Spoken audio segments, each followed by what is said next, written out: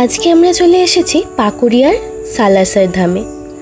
এটি রাজস্থানের সালাসর বালাজি মন্দিরের আদলে তৈরি করা হয়েছে। প্রথমে চলো দেখে নিই এখানে আমরা এলাম কিভাবে। এটা হচ্ছে কোনা মেন রোড। এখান থেকেই রাস্তা পার না করে ডান দিকের গলি দিয়ে ঢুকে যেতে হবে।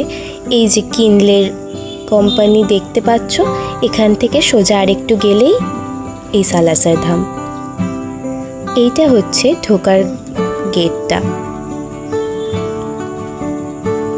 কত সুন্দর কারুকার্য করা তোমরা দেখতেই পাচ্ছ।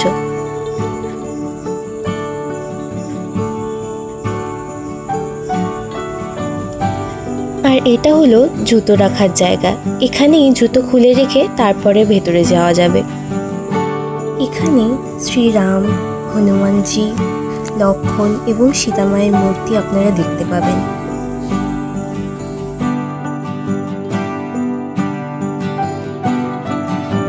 ভোর 5:30 থেকে রাত 8টা অবধি এই মন্দির খোলা থাকে। এই সিঁড়ি দিয়ে উপরে গেলেই তোমরা ঠাকুরের দর্শন করতে পারবে। এই কারুকার্যের মধ্যে দিয়ে ফুটে উঠেছে বীর হনুমানজির ছোটবেলা থেকে শুরু করে বড়বেলার অনেক মুহূর্ত, যেগুলো তোমরা দেখলেই বুঝতে পারবে।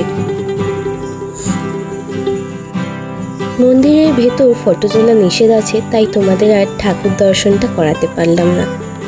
এটা ছিল মন্দিরের উপর তলাটা।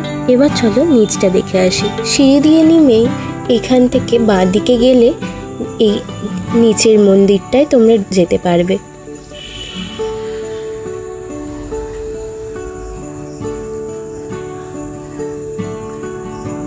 এই যে দেখছো নিচের মন্দিরটা ঢোকার রাস্তা এটা। এখানে ঢুকতেই বড় একটি ছবির মাধ্যমে রামায়ণের দৃশ্য তুলে ধরা হয়েছে।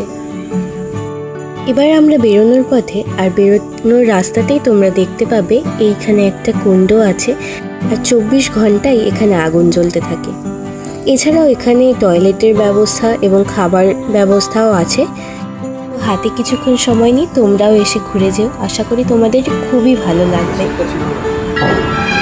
আর এরকমই আরও ভিডিও পেতে চ্যানেলটিকে সাবস্ক্রাইব করে দিও।